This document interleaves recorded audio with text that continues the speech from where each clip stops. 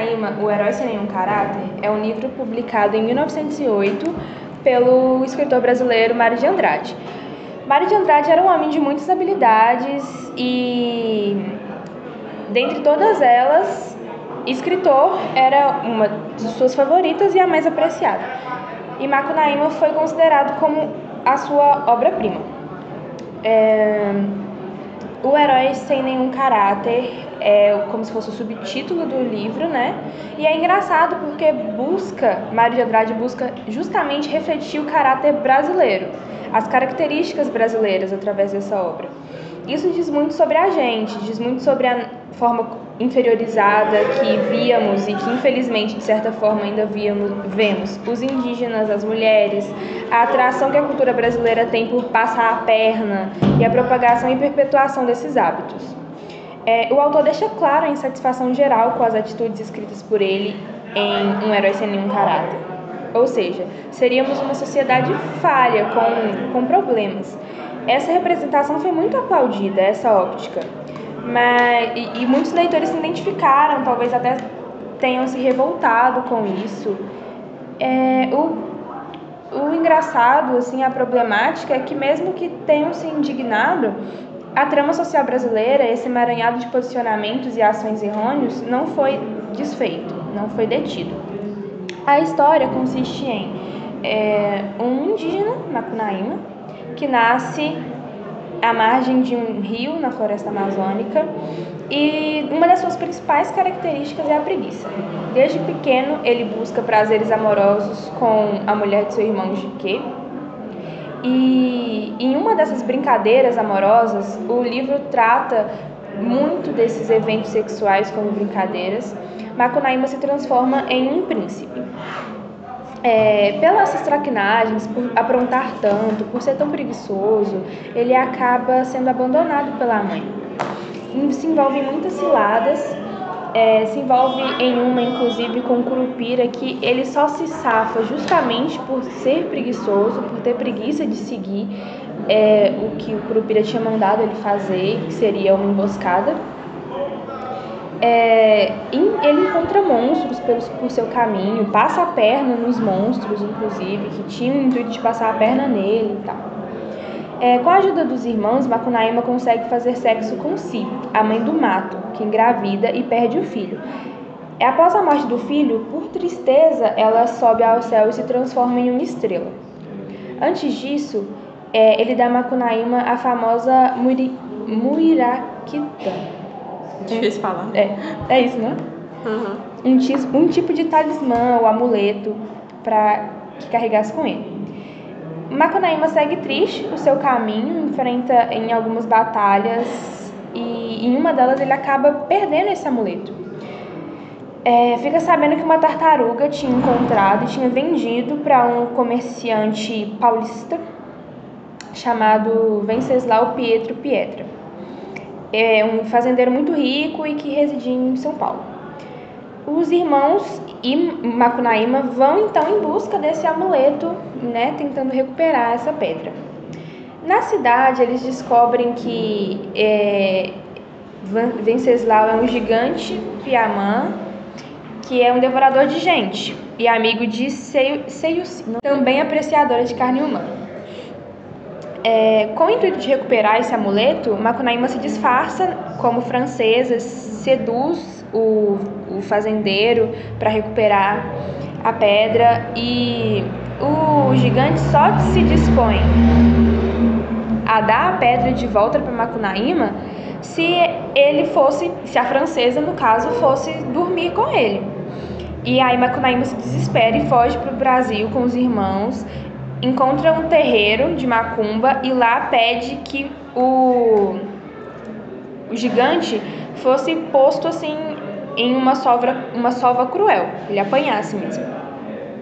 Ainda no rio, o herói encontra Véi, a deusa Sol. O herói promete a ela que iria casar com uma de suas filhas, só que na mesma noite ele dorme com uma portuguesa, que, enfim, ele encontra lá pelo caminho. E a deusa fica completamente enfurecida, jura ele de vingança e manda um monstro pavoroso atrás dela. Venceslau adoece por conta da surra que levou de Exu e Macunaíma fica impossibilitado de recuperar a pedra. Ele decide estudar, então, para entender o português falado e o português escrito, já que o que ele almejava, que era conseguir essa pedra, já não estava mais no alcance dele, pelo menos por enquanto Venceslau se recuperava. Ele arruma mais confusão na cidade, para variar, e vai visitar o gigante depois de um tempo. Resolve fazer uma pescaria no Tietê, e onde costumava pescar essa amiga do gigante, que também comia carne humana e tal. Brinca com a filha dessa amiga, brincar mais uma vez no sentido de transar, né, de fazer sexo, e foge de Seiuci em um cavalo fictício que percorreria toda a América Latina. Ele se disfarça mais uma vez assim nesse limbo de passar a perna nas pessoas, de enganar e tudo mais. Ele se disfarça de pianista e obtém uma bolsa de estudo tenta obter uma bolsa de estudo para ir para a Europa, porque Venceslau se encontrava lá. Mas ele não consegue, engana o governo, não consegue ir para a Europa e parte em umas andanças assim pelo Brasil. Um de seus irmãos se apaixona por uma moça que no livro uma das características dela é que ela era piolenta. E assim, eles transam o tempo todo, Macunaíma e essa moça no caso. E quando o irmão dele, Jiguê, descobre a traição, bate muito em Macunaíma e bate também na amante, que morre, vai para o céu e graças a seus piolhos se transforma em uma estrela que pula. Macunaíma finalmente mata o gigante Piamã, recupera o talismã e ele e seus irmãos, já com uma sensação de dever cumprido, resolvem voltar a Urarioquera, que era o rio próximo do lugar onde eles tinham nascido. Na volta, para variar, o herói ainda tem muitos casos amorosos, talvez nem amorosos, talvez a gente não possa usar essa palavra assim, mas se envolve com muitas mulheres. Chega no lugar que eles tinham como origem e o herói se entristece muito ao ver que a tribo dele está destruída. E, além disso, uma sombra leprosa devora os irmãos morrem então e Macunaíma fica sozinho. Todas as aves o abandonam, tudo, e sobra apenas um papagaio.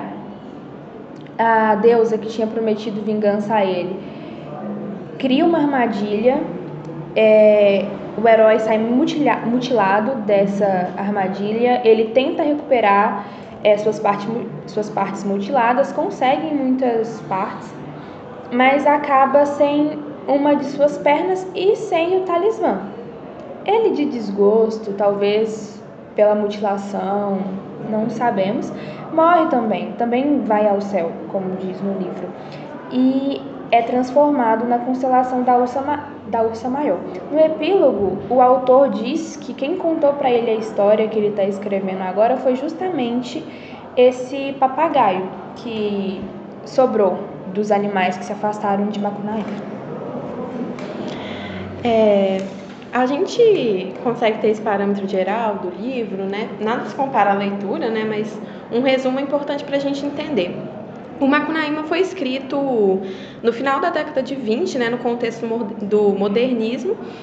E essa obra é até hoje considerada uma das mais importantes do modernismo brasileiro, do modernismo nacional, porque ela representa esse movimento muito claramente, né? Ela condensa muitas das ideias consideradas centrais pelos vanguardistas modernistas, que é aqueles contextos, né? Da antropofagia, a exaltação da cultura e da realidade.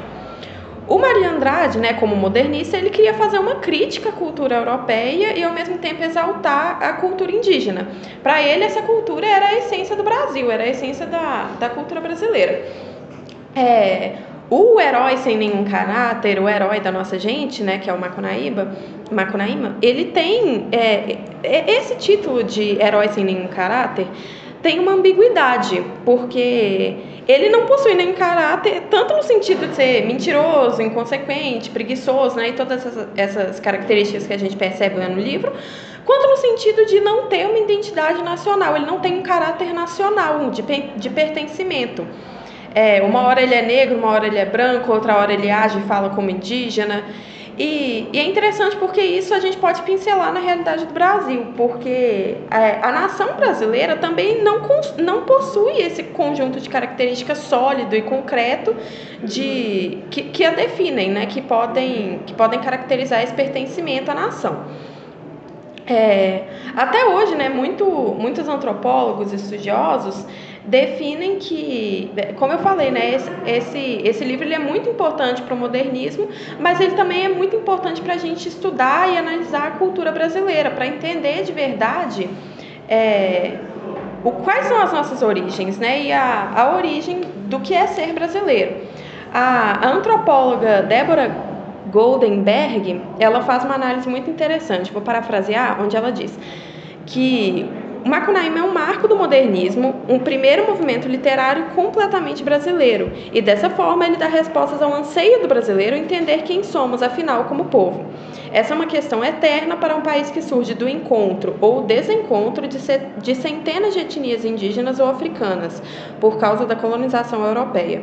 É um país que é miscigenado, que se ama e se odeia por isso.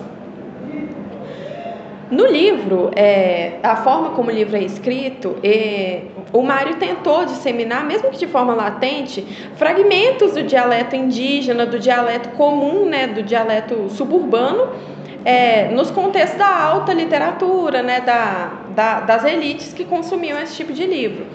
Ele normalizou muitos conceitos que eram considerados exóticos. E por isso, né, ele carrega uma grande importância, uma validação muito pertinente no que diz respeito à valorização da cultura indígena e representatividade da nação brasileira. O Macunaíma, né, ele foi transformado em filme 40 anos depois que o livro foi lançado, né, em 1928. Na década de 60, esse livro é transformado em livro, é transformado em filme. Esse filme, inclusive, ganhou vários prêmios, né, do Festival de Cannes, e ele tem até hoje uma importância cultural e histórica muito, muito importante. Ele virou também peça teatral e inspirou vários conceitos musicais, né? A gente estava falando, se você pesquisar no Spotify, Macunaíma, aparecem várias músicas, né? Várias cantigas que fizeram inspirados nessa história e nessa imagem que Mário de Andrade criou no livro. Como eu falei, né, ele é muito importante para a gente se entender como brasileiro. O slogan do livro, né, o slogan de Macunaíma, pouca saúde, muita saúva, os males do Brasil ajuda a explicar, né, mesmo que de forma metafórica, o país até hoje, na opinião de muitos estudiosos. O antropólogo Paulo Santilli diz uma frase que sintetiza muito essa ideia. Ele diz: uma obra deslumbrante e triste, como o Brasil. Então, para a gente entender a importância de Macunaíma, a gente tem que desapegar dessas belezas, né, e dessas irrealidades, muitas vezes no contexto europeu, né, de literatura europeia, e olhar para a realidade do Brasil. No livro de Macunaíma tem uma mistura dos diversos personagens indígenas, como Muraquitã, Seuci e Tainacã. E se é fortalecida a imagem da ignorância e a falta de humanidade dos não indígenas, que acham que esses povos, cada um com sua língua e cultura, são todos iguais. As mesmas pessoas também acreditam que são preguiçosos, sujos, selvagens, incultos, gente do passado que só atrapalha o progresso, e só apenas por cuidar do lugar onde eles moram, um lugar que é seu desde seu nascimento, por lutar para que seu berço não dê lugar ao agronegócio, a madeireiros, garimpeiros e grileiros, que matam tudo que mora nas florestas e nos rios. Além disso, ainda enche seus bolsos de dinheiro enquanto piora o problema climático do mundo. A sociedade sempre beneficiada branca, o clássico Macunaíma retrata de forma lúdica o que é o povo, o jeitinho brasileiro e suas facetas. Mas o livro reflete o desprezo da sociedade para com os indígenas e está carregado de estereótipos, racismo e preconceitos, marcas de empoderamento de pele clara. E isso pode ser visto até nos dias de hoje. Eu acho engraçado também essa questão de ter virado... porque Macunaíma, a gente estava falando sobre isso antes do início do podcast, Macunaíma era uma entidade de algum dos povos, alguma das sociedades indígenas. Virou uma personalidade provavelmente diferente do que é retratado como entidade e misturou todas essas outras culturas, outras características de outros povos, de outras sociedades, e aí nós, consumidores, vamos engolindo essas características. Assim. Porque quando a gente começa a falar de Macunaíma, né, geralmente vem muita coisa boa, né, de historiadores e tudo. Mas a gente, né, como, tipo, geração Z, né, pessoas jovens lendo o livro, hoje em dia as discussões que se fazem hoje, a gente percebe muitos aspectos negativos dessa obra, né, igual a Julie falou, é uma estigmatização, essa representatividade que ele faz dos indígenas, ela é um tanto quanto defasada, né? Eu acho ela um pouco pobre, assim, se a gente for olhar com os olhos atuais, né? Por mais que tenha toda a importância histórica que a gente falou, a gente não pode simplesmente fingir que essas questões não são percebidas. Eu acho que outra problemática que a gente tem é a do estupro, né? Porque a literatura clássica, ela colaborou muito para intimidação da mulher, para violentação da mulher, e na época isso foi normal, ninguém falou sobre isso, todo mundo leu e falou, nossa, o livro é bonito, o livro é legal, e não é, a mulher é objetificada e sexualizada o tempo inteiro. O Macunaíma, ele brinca com a Jigué, não tem uma resistência dela, né? Ele tem um consentimento, mas poderia, porque ela chega em casa e ela apanha e ela não reage, ela acha aquilo normal, e é como se ela entendesse que compensava, sabe, apanhar e sofrer dentro de casa para ter aquelas relações. Quando ele encontra a Cia, a mãe da natureza, e apesar de toda a resistência dela, ele tem essa relação, as pessoas, sabe, jogam isso para debaixo do tapete. Não é visto como um problema, e isso é um problema. Porque, principalmente, eu acho que fica mais problemático ainda quando a gente apresenta isso como uma cultura normal entre os indígenas, né? Como se fosse normal, eu encontro na natureza e aí tudo aquilo que resiste eu vou lá e faço contra a vontade da pessoa. E não é isso. É um desrespeito, enfim.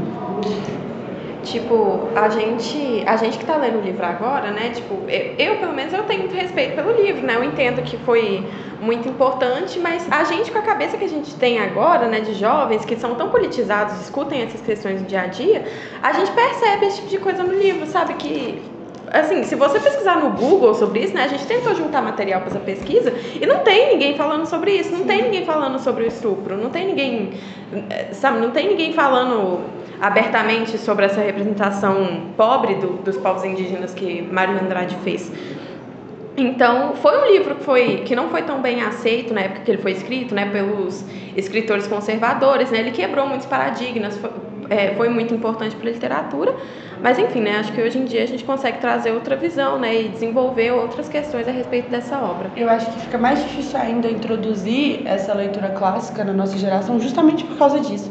Porque a gente pesquisa, a gente entende que é uma problemática grande, que ela precisa ser resolvida, e que se a gente continuar cultuando isso como algo bonito, vai ser mais difícil ainda quebrar os paradigmas que ainda tem. E por mais que o intuito da escrita de Mário de Andrade era exaltar o povo brasileiro e a diferenciação entre eles, era justamente fugir do clássico, do europeu, eurocêntrico, e transmitir a ideia de um país diferente, um país encaixadinho aí, de várias etnias e tudo mais. Mas ele também tinha uma visão de estupro. Ai, tá difícil, né? Sabe o que eu tenho que falar. Eu acho que é um livro que vale a pena ler, mas a gente tem que desapegar de muito dogma para conseguir entender de verdade a mensagem dele e o que ele representa. Não é uma leitura tão fácil, eu acredito, né? Pelo menos para mim não foi.